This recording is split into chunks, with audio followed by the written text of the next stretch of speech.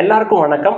மீண்டும் மெய்ப்பொருள் காண்க தளத்திற்கு எல்லாரையும் நான் வரவேற்கிறேங்க. முதல்ல சர்வதேச சந்தை எடுத்துக்கிட்டோம்னா லாஸ்ட் 7 ட்ரேடிங் செஷன்ஸ் பார்ப்போங்க. நாஸ்டாக் வந்து ஒரு 6.7% அப்பு, S&P 500 ஒரு 5% பக்கமா அப்பு, டவ் வந்து ஒரு 2.5%, தென் ஜப்பான் இண்டெக்ஸ் ஒரு 2.8% அப்புங்க. ஓவராலாவே லாஸ்ட் 7 டேஸ்ல மார்க்கெட் வந்து பாசிட்டிவா இருந்தது. நிஃப்டி 50லயும் இதே ட்ரெண்ட் தெரிஞ்சது. பட் வெள்ளிக்கிழமை கொஞ்சம் மார்க்கெட் இறங்கி இருந்ததுங்க. பட் இன்னைக்கு காலைல மறுபடியும் ஒரு 200 பாயிண்ட் ஏறிடுச்சு. FIIs தொடர்ந்து வாங்குற மாதிரி தெரியுது.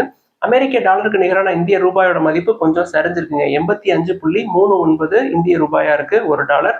பிரெண்ட் க்ரூட் கொஞ்சம் மேல ஏறி இருக்கு, 65க்கு மேல இருக்கு, 67.04 US டாலரா இருக்குங்க ஒரு பேரல். ஸோ பிரெண்ட் க்ரூட் ஏறுறதும் ஒரு காரணம் ரூபாயோட வீழ்ச்சிக்கு. அடுத்து கோல்ட் பிரைஸ் அப்படின்னு எடுத்துக்கிட்டோம்னா லாஸ்ட் 2 or 3 டேஸா கரெக்ட் ஆயிருக்குங்க. இன்னைக்கு ஒரு 62 ரூபாய் குறைஞ்சிருக்கு. 22 கேரட் கோல்டு பெர் கிராம் 8,940. இந்த மாதிரி கொஞ்சம் கொஞ்சமா குறைய நம்ம கன்சிடர் பண்ணிக்க வேண்டியதான். அடுத்து இன்னைக்கு அப்டேட்ஸ்குள்ள போயிடலாங்க. ஃபர்ஸ்ட் இந்த SML இசூஸ் அப்படின்ற கம்பெனி வந்து அசோக் லேலண்ட் அக்வைர் பண்ற மாதிரி ஒரு செய்தி வந்தது. தென் மஹேந்திரா அண்ட் மஹேந்திரா அக்வைர் பண்ற மாதிரி ஒரு செய்தி வந்ததுங்க. இப்ப நேத்து பிசினஸ் லைன்ல மஹேந்திரா அண்ட் மஹேந்திரா ஒரு 555 கோடி ரூபாய் டீல் முடிச்சிருக்காங்க. ப்ரமோட்டர்ஸ்ல இருந்து ஒரு 59% ஸ்டேக் எடுக்கிறாங்க. இதுல சுமிட்டோமோ கார்பரேஷன் இருந்து ஒரு 43.96%, தென் இசூஸ் மோட்டார்ஸ் இருந்து ஒரு 15%, தென் ஓப்பன் ஆஃபர்ல ஜெனரல் பப்ளிக் இருந்து வாங்குறாங்க ஷேர்ஸ் ஒரு 26% ஸ்டேக் வாங்குவோம் அப்படின்னு சொல்லியிருக்காங்க. ஸோ இது எப்படி மூவ் ஆகுதுன்னு பார்ப்போம். ஸோ இந்த அக்விசேஷன் மூலமா மஹேந்திரா அண்ட் மஹேந்திராவுடைய கமர்ஷியல் வெஹிக்கிள் செக்மெண்ட் வந்து ஸ்ட்ரென்தன் ஆகும் அப்படின்னு எதிர்பார்க்கலாம். அடுத்து ஆட்டோ செக்மெண்ட் எடுத்துக்கிட்டோம்னா டொயோட்டாவோட ஃபினான்ஷியல் 25 சேல்ஸ் நம்பர்ஸ் வந்திருக்குங்க. இந்த வருஷம் ஃபினான்ஷியல் 25 ஹையஸ்ட் எவர் சேல்ஸ்ங்க. முற்காலங்களில் இருந்ததை விட 26% இயர் ஆன் இயர் growth. கிட்டத்தட்ட 3,09,508 வண்டி வித்திருக்கிறாங்க. இது ஃபினான்ஷியல் 24 எடுத்துக்கிட்டோம் அப்படின்னா 2,46,129 வண்டியை கொடுத்துருக்காங்க. இப்போதைக்கு டொயோட்டாவோட மார்க்கெட் ஷேர் அப்படின்னு எடுத்துக்கிட்டோம்னா 7.2% இருக்குங்க. இந்த வருஷத்தை எடுத்துக்கிட்டோம் அப்படின்னா நல்லா மூவ் ஆனது என்னன்னா இனோவா, ஹை ரைடர், வெல்ஃபயர் இந்த வேரியன்ட்ல நல்லா மூவ் ஆயிருக்கு. ஃபினான்ஷியல் 23யோட இந்த ஃபினான்ஷியல் 25 கம்பேர் பண்ணோம் அப்படின்னா உங்களோட சேல்ஸ் வால்யூம் 78% ஏறி இருக்குங்க. ஸோ நீங்க யூஎஸ்ல ஸ்டாக்ஸ் வாங்குறீங்க அப்படின்னா டொயோட்டாவை கன்சிடர் பண்ணலாம். நல்ல வேல்யூவேஷன்ல இருக்கு. நான் இன்னும் உள்ள போகல. அடுத்து ஏர்லைன் செக்டார் எடுத்துக்கிட்டோம் அப்படின்னா பேசஞ்சர் ஏர் டிராபிக் வந்து கூடியிருக்கதா செய்தி வந்திருக்குங்க. இது வந்து நல்ல செய்தி தான். நம்ம பெரும்பாலும் ஏர்லைன் செக்டாருக்குள்ள போறதில்ல. பட் நீங்க முற்காலங்களில் இண்டிகோலாம் வாங்கியிருந்தீங்க அப்படின்னா நம்ம வந்து தொடர்ந்து அவங்க க்ரோ ஆகுறாங்க. நீங்க தொடர்ந்து ஹோல்ட் பண்ணலாம். மார்ச் மாசம் எடுத்துட்டீங்க அப்படின்னா 8.79% கூடியிருக்கு air traffic year on year. Month on month sequential basis எடுத்துக்கிட்டோம் அப்படின்னா ஒரு 11% கூடியிருக்குங்க. ஆனுவல் growth இந்த செக்டரை பொறுத்த வரைக்கும் ஒரு 10.35% டபுள் டிஜிட் growth. FMCGல கூட இந்த growth கிடையாதுங்க. மந்த்லி பேசிஸ்ல ஒரு 8.79% வந்து growth இருந்துகிட்டே இருக்கு. பேசஞ்சர் ஏர்லைன்ஸ் எடுத்துக்கிட்டோம் அப்படின்னா இதுல லீடர் வந்து இண்டிகோ 64% வந்து இவங்களோட மார்க்கெட் ஷேருங்க. மார்ச் 31, 2025 எடுத்துக்கிட்டோம் அப்படின்னா தென் ஆகாசா ஏர் 5%, ஸ்பைஸ் ஜெட் 3%. இவங்க 3 பேருக்கும் மார்க்கெட் ஷேர் கூடிருக்குங்க. தென் ஏர் இந்தியா எடுத்துக்கிட்டோம்னா 26.7% இவங்களோட மார்க்கெட் ஷேர். இவங்களோட மார்க்கெட் ஷேர் கொஞ்சம் குறைஞ்சிருக்கு. But number of passengers travel எடுத்துக்கிட்டீங்கன்னா கொஞ்சம் கூடிருக்குங்க. அடுத்து இந்தியா சிமெண்ட்ஸோட Q4 ஃபினான்ஷியல் 25 ரிசல்ட்ஸ் வந்திருக்குங்க. கம்பெனி வந்து இந்த குவார்டரை பொறுத்த வரைக்கும் ப்ராஃபிட் காட்டியிருக்காங்க. ஒரு 15 கோடி ரூபாய் ப்ராஃபிட். இதே Q4 ஃபினான்ஷியல் 24 எடுத்துக்கிட்டோம் அப்படின்னா ஒரு 61 கோடி ரூபாய் லாஸ் காட்டியிருக்காங்க. என்ன காரணம் அப்படின்னா கம்பெனில ஒரு சில சப்சிடரி கம்பெனிஸ் இருந்ததுங்க. அதெல்லாம் வந்து வித்தாங்க. இதுல அவங்களுக்கு ஒரு பணம் கிடைச்சிருக்குங்க. குறிப்பா கோரமண்டல் எலக்ட்ரிக்கல்ஸ், கோரமண்டல் டிராவல்ஸ் இதெல்லாம் வித்தாங்க அப்படின்னு சொல்லி நம்ம ஒரு 2 மாசத்துக்கு முன்னாடி பேசியிருந்தோம். அதுல கிடைச்ச ப்ராஃபிட் வந்து ஓவராலா கம்பெனியோட ப்ராஃபிட் கூடின மாதிரி தெரியுது. ரெவன்யூ எடுத்துக்கிட்டோம்னா 1,197 crores இருக்குங்க. மார்ச் 31, 2025 Q4ல. இது previous year Q4 financial 24 compare பண்றப்ப கம்மி தான். Q4 ஃபினான்ஷியல் 24ல 1,235 crores இருந்திருக்குது. ஸோ ப்ராஃபிட் அப்படின்றது வந்து சப்சிடரி கம்பெனிஸோட சேல்னால வந்திருக்கு அப்படின்றத புரிஞ்சுக்கணுங்க. தென் ஓவராலா ஃபினான்ஷியல் 24 25 கம்பேர் பண்ணோம் அப்படின்னா ஒரு நல்ல இம்ப்ரூவ்மெண்ட் தெரியுதுங்க. ஃபினான்ஷியல் 24ல 227 crores லாஸ் பண்ணியிருக்காங்க. இப்போ ஃபினான்ஷியல் 25 எடுத்துக்கிட்டோம் அப்படின்னா அது 144 crores குறைஞ்சிருக்கு. நேரோ டவுன் ஆயிருக்கு லாஸ். நம்ம வந்து பிரைஸ் டு புக் 1.5 கிட்ட வந்தா கன்சிடர் பண்ணலாம் அப்படின்னு சொல்லியிருந்தோம். இப்போ 280 கிட்ட இருக்குங்க. 225, 235னா ஒரு 1.5 கிட்ட வந்துடும். அதுக்கப்புறம் நம்ம அதை பத்தி யோசிக்கலாம். அடுத்து கிளப் மஹேந்திராவுடைய Q4 ஃபினான்ஷியல் 25 ரிசல்ட்ஸ் வந்திருக்குங்க. ப்ராஃபிட் வந்து டிக்ளைன் ஆயிருக்கு இயர் ஆன் இயர் பேசிஸ்ல 12.3% பக்கமா குறைஞ்சிருக்கு. பட் ஓவராலா ஃபினான்ஷியல் 25 எடுத்துக்கிட்டோம்னா கம்பெனி வந்து ப்ராஃபிட் 125.95 crores பண்ணியிருக்காங்க. இது ஃபினான்ஷியல் 24 கம்பேர் பண்றப்ப அதிகங்க. ஃபினான்ஷியல் 24ல 116 crores வந்து ப்ராஃபிட் பண்ணியிருக்காங்க. பட் இந்த ஃபினான்ஷியல் 25 பொறுத்த வரைக்கும் ஒரு நல்ல செய்தி என்ன அப்படின்னா நெட்வொர்க் அடிஷன்ஸ் பயங்கரமா இருந்திருக்குங்க. ஹையஸ்ட் எவர் நெட்வொர்க் அடிஷன்ஸ் கிட்டத்தட்ட 520 கீஸ் ஆட் பண்ணிருக்காங்க இவங்களோட கம்பெனிக்கு கீழே. இது வந்து நல்ல செய்தி. நம்ம இன்னும் வாட்ச் லிஸ்ட்ல தான் வச்சிருக்கோம். ஒரு 300 கீழே 250ல இருந்து 275 ரேஞ்சுக்கு வர்றப்ப நான் கன்சிடர் பண்ணலாம் அப்படின்னு இருக்கேன். அடுத்து எம்ஃபேசிஸ் நிறுவனத்துடைய Q4 ஃபினான்ஷியல் 25 ரிசல்ட்ஸ் வந்திருக்குங்க. நல்ல result. Revenue growth 8.7% year on year. Profit வந்து ஒரு 13.5% பக்கமா ஏறி இருக்கு. இந்த ப்ராஃபிட்டை வந்து பூஸ்ட் அப் பண்ணது யார் அப்படின்னா BFSI banking, financial services, insurance செக்டர்ல தான் இவங்க வந்து கான்சென்ட்ரேட் பண்ணியிருக்காங்க. எம்ஃபேசிஸை பொறுத்த வரைக்கும் நியூ டீல்ஸ் வின் பண்ணதுல டோட்டல் கான்ட்ராக்ட் வேல்யூ அப்படியே டபுள் ஆயிருக்கு. கம்பெனியோட வேல்யூஷன் பார்த்தீங்கன்னா 27 ஆர் 28ல இருக்குங்க. PE 30 கீழே வந்துருச்சு. இது வந்து ஒரு எமர்ஜிங் ஃபீல்டு. இந்த ஃபீல்டில் 27, 28 PE வந்து கன்சிடர் பண்ணுற ரேஞ்ச் தான். விருப்பம் இருக்கிறவங்க கன்சிடர் பண்ணலாங்க. பட் இறங்குச்சு அப்படின்னா அதை ஆவரேஜ் பண்ற அளவுக்கு மினிஸ்கூல் குவான்டிட்டிஸ்ல கன்சிடர் பண்றது நல்லது. அடுத்து தமிழ்நாடு மெர்கன்டைல் பேங்கோட ரிசல்ட்ஸை பத்தி டிஸ்கஸ் பண்ணோம் இல்லையா?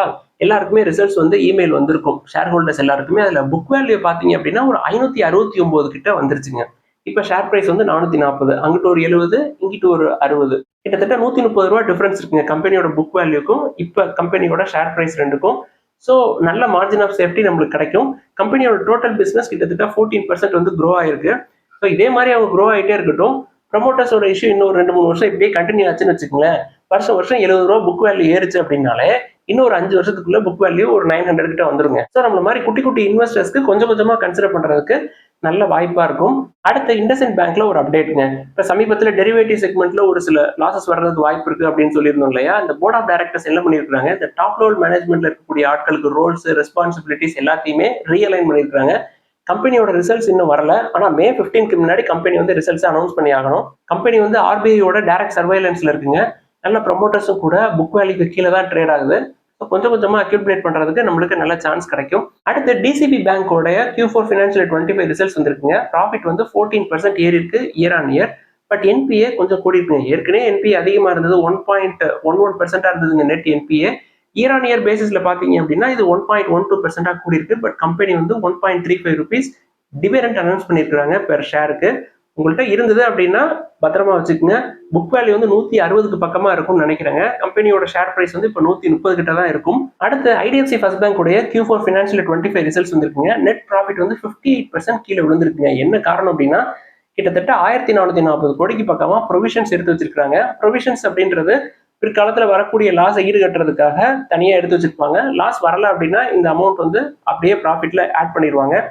பட் ஹையர் ப்ரொவிஷன் வந்து இந்த ஷேர் ஹோல்டர்ஸ்க்கு மத்தியில ஒரு நெருடலை வந்து ஏற்படுத்தலாம். 58% ப்ராஃபிட் கம்மி அப்படின்றதே வந்து அவர்களுக்கு ஒரு டிஸ்டர்பிங்கான நியூஸாக தாங்க இருக்கும் என்னை பொறுத்த வரைக்கும்.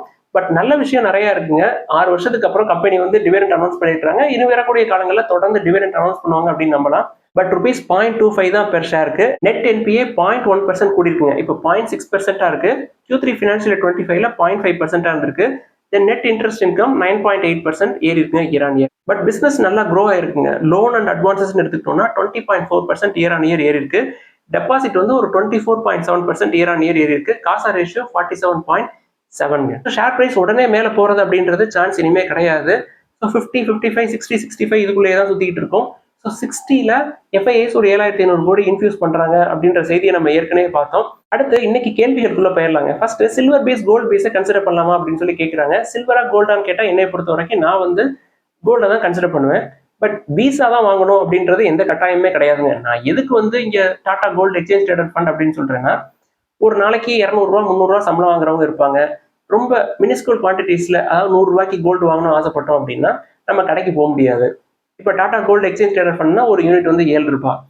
ஸோ அவங்களால அதிகமாக வாங்க முடியாதவங்க கோல்டு பீஸா வாங்கலாம் அப்படின்னு சொல்லியிருந்தோங்க. இது உங்களோட விருப்பம் தான். நீங்க ஃபார் எக்ஸாம்பிள் இப்போ அமேசான்ல நீங்க வந்து கோல்டை வாங்கலாம். தென் ஆக்மெண்ட் அப்படின்னு சொல்லிட்டு ஒரு பிளாட்ஃபார்ம் இருக்கு, அதுல நீங்க கோல்டை வாங்கலாம். இல்ல டைரக்டாவே கடையில போய் கோல்டா வாங்கி வச்சுக்கலாம். இது உங்களோட விருப்பம் தாங்க. என்ன ஃபார்ம்ல வந்து கோல்டு வாங்குறது அப்படின்றது உங்களோட விருப்பம் தான். நீங்க வந்து ஹையர் அமௌண்ட்டுக்கு வாங்க போறீங்க அப்படின்னா நீங்க வந்து டைரக்டாவே பிசிக்கல் கோல்டாவே வாங்கி வச்சுக்கிறது ரொம்ப ரொம்ப நல்லது என்னை பொறுத்த வரைக்கும். இப்போ என்ன எடுத்துக்கிட்டீங்க அப்படின்னா நான் பெரும்பாலும் ICICI Prudential gold ETF consider பண்ணுவேன் முற்காலங்களில். இப்போ Tata gold exchange traded fund consider பண்ணுவேன். ஏன்னா ICICI கம்பேர் பண்றப்ப டாடா கோல்டு ETF வந்து எக்ஸ்பென்ஸ் ரேஷியோ கம்மி. இப்போ சமீபத்தில் இந்த அமேசான் பே கார்ட்ஸ் இருக்கு இல்லையா, அதுல கேஷ்பேக் எல்லாம் வருது இல்லையா, இந்த கேஷ்பேக் எல்லாத்தையுமே அமேசான்ல டிஜிட்டல் கோல்டா கன்சிடர் பண்ணுவேன். ஸோ இது மாதிரி நிறைய பிளாட்ஃபார்ம், ஆகுமெண்ட் அப்படின்னு சொல்லிட்டு ஒரு பிளாட்ஃபார்ம் இருக்கு, அதுலயும் நம்ம வந்து கோல்டை கன்சிடர் பண்ணலாம். உங்களுக்கு எங்கெங்கெல்லாம் கேஷ்பேக் கிடைக்குதோ அதெல்லாம் வந்து கொஞ்சம் கொஞ்சம் அமௌண்ட் எடுத்து கோல்டா கன்சிடர் பண்ணி வச்சுக்கலாம். இது வந்து ஜஸ்ட் ஒரு கேம் மாதிரி தாங்க இது. தென் இப்போ கம்பெனி வந்து டிவிடெண்ட்ல அனௌன்ஸ் பண்ணாங்க அப்படின்னா அதுல ஒரு போர்ஷன் எடுத்து நம்ம டாடா கோல்டு எக்ஸ்சேஞ்ச் ட்ரேடட் ஃபண்ட்லயோ இல்ல அமேசான்ல உள்ள டிஜிட்டல் கோல்ட்லயோ எங்கேயாவது ஒரு இடத்துல நம்ம வாங்குறது ரொம்ப கம்மியான அமௌண்ட் தாங்க வாங்குறோம். எதுக்கு இந்த மாதிரி கன்சிடர் பண்றோம் அப்படின்னா, என்னைக்காவது ஒரு நாள் உங்களுக்கு பண தேவை வரும், யாரா இருந்தாலும் சரிங்க. அன்னைக்கு உடனே அதை வித்து பணமா மாத்தி நம்ம பணத்தை வெளில எடுத்துடலாம். அதுக்கு தாங்க இந்த கோல்டை கன்சிடர் பண்றது. அடுத்து ஒரு போர்ட்ஃபோலியோல எத்தனை ஸ்டாக்ஸ் அண்ட் மேக்ஸிமம் வச்சுக்கலாம் அப்படின்னு சொல்லி கேட்கறாங்க. இப்ப நம்ம முற்காலங்கள்ல உருப்படியா ஒரு 10 ஸ்டாக் இருந்தாலே போதும் அப்படின்னு தாங்க நம்ம பல தடவை சொல்லியிருக்கோம். பட் பீட்டர் லிஞ்ச் அவர்களோட போர்ட்ஃபோலியோ எடுத்து பார்த்தோம்னா ஆயிரக்கணக்கான ஸ்டாக்ஸ் வச்சிருப்பாங்க. 1500க்கு மேல வச்சிருப்பாராம். ஸோ நீங்க அவ்வளவு தூரம் மேனேஜ் பண்ணிடுவீங்க. நம்ம வந்து 10-20 ஸ்டாக் வச்சிருக்கோம். அதுல அப்டேட்ஸை படிக்கிறதுக்கே நம்மளுக்கு டெய்லி ஒரு 2 மணி நேரம் ஆயிடுதுங்க. அங்க என்ன இருக்கு, ஏதா இருக்கு, கம்பெனி வந்து நல்லா ப்ராக்ரஸ் ஆயிட்டு இருக்கா, ரிசல்ட் எப்படி இருக்கு அப்படின்னு சொல்லிட்டு 1500 ஸ்டாக்கை வாங்கி வச்சோம், 50 100ன்னு வாங்கி வச்சிருந்தோம் அப்படின்னா அதோடைய அப்டேட்ஸ் எல்லாம் நம்ம தேடி கண்டுபிடிக்கிறதுக்கு ரொம்ப சிரமமா இருக்கும்.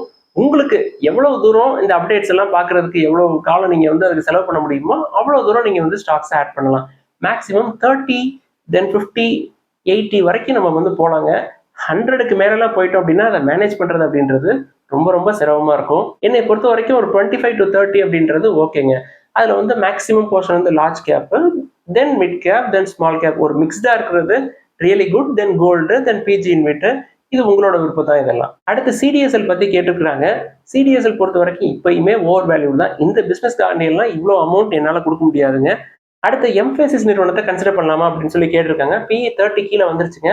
ஸோ உங்களுக்கு விருப்பம் இருந்தது அப்படின்னா நீங்க வந்து கன்சிடர் பண்ணலாம். பட் டிசரபிள் வேல்யூவேஷன் தான், ஹையர் வேல்யூ கிடையாது, ஆப்டிமலா தான் இருக்கு. கீழே வந்துச்சு அப்படின்னா உங்களால ஆவரேஜ் பண்ற அளவுக்கு உங்களுக்கு வந்து கெப்பாசிட்டி இருந்தது அப்படின்னா நம்ம கன்சிடர் பண்ணலாம். அடுத்து இந்த கேள்வி நிறைய கேட்குறாங்க. அதாவது நான் வந்து ஷேர் ப்ரைஸை விற்கிறப்ப ஆவரேஜ் ப்ரைஸ் வந்து குறையுது, பட் நான் ப்ராஃபிட்ல வித்தாலும் எனக்கு லாஸ் மாதிரி காட்டுதே அப்படின்னு சொல்லி கேட்குறாங்க. என்ன காரணம் அப்படின்னா, நீ ஹையர் ப்ரைஸஸ்ல ஃபர்ஸ்ட் ஷேர்ஸை வாங்கியிருப்பீங்க, அதுக்கப்புறம் அது கொஞ்சம் கொஞ்சமா இறங்க இறங்க இறங்க கன்சிடர் பண்ணிக்கிட்டே இருந்திருப்பீங்க. உங்களோட ஆவரேஜ் ப்ரைஸ் குறைஞ்சிக்கிட்டே இருக்கும். பட் நீங்க விற்க ஆரம்பிக்கிறப்ப ஃபர்ஸ்ட் ஒரு ஸ்மால் போர்ஷன் வித்தீங்க அப்படின்னா உங்களோட ஆவரேஜ் ப்ரைஸோட கால்குலேட் பண்ணாதுங்க அந்த ப்ராஃபிட் கால்குலேஷன். அப்ப நீங்க ஃபர்ஸ்ட் அந்த ஷேர் எவ்வளவு பிரைஸ்க்கு வாங்கியிருக்கீங்களோ அந்த பிரைஸை தான் எடுத்துக்கும் பெரும்பாலும். அதுக்கு தான் நான் முற்காலங்கள்ல நான் என்ன பண்ணுவேன், குறைய குறைய குறைய கன்சிடர் பண்ணிக்கிட்டே இருப்பேன். திருப்பி மேலே ஏற ஆரம்பிச்சுன்னு வச்சுக்கங்களேன், நல்லா மேலே போனதுக்கு அப்புறம் ஃபுல்லாவே வெளில அனுப்பிச்சு விட்டுருவேன். அடுத்த ஒரு நண்பர் என்ன கேட்டிருக்காரு, காஃபி டேவை கன்சிடர் பண்ணலாமா அப்படின்னு சொல்லி கேட்டிருக்காரு. நான் பர்சனலா காஃபி டே வந்து ஏன் கன்சிடர் பண்றேன் அப்படின்னு சொல்லியிருந்தேங்க. நம்ம வந்து அதை லிஸ்ட்லையும் சேர்க்கல, வாட்ச் லிஸ்ட்லையும் சேர்க்கல. கம்பெனி வந்து டெட் டு ஈக்விட்டி 0.10 விட அதிகம். பட் இந்த காஃபி டே, பயோகான், இந்த 2 கம்பெனியை பொறுத்த வரைக்கும் எனக்கு பிசினஸ் வந்து ரொம்ப பிடிக்குங்க. கம்பெனியோட ப்ரொமோட்டர்ஸ் ரொம்ப நல்ல ப்ரொமோட்டர்ஸ், பட் 2 பேருக்குமே கடன் ரொம்ப ரொம்ப அதிகம். ரொம்ப நீண்ட நாட்கள் நீங்க வெயிட் பண்ண வேண்டியிருக்குங்க. நான் ஏற்கனவே 5 இயர்ஸா வெயிட் பண்றேன், இன்னும் ஒரு 15 இயர்ஸ் கூட வெயிட் பண்ணுவேங்க. அந்த மாதிரி இருக்கிறது ரொம்ப கஷ்டம். அந்த மாதிரி இருக்க முடியும் அப்படின்னா அதுக்கப்புறம் நீங்க ரிஸ்க் எடுக்கலாங்க. இதெல்லாம் தான் இன்னைக்கு டிஸ்கஸ் பண்ணணும்னு நினைச்சோம். ஏதாவது சந்தேகங்கள் கேள்விகள் இருந்தா எல்லாத்தையும் எழுதுங்க, தொடர்ந்து டிஸ்கஸ் பண்ணுவோம். எல்லாருக்கும் நன்றி.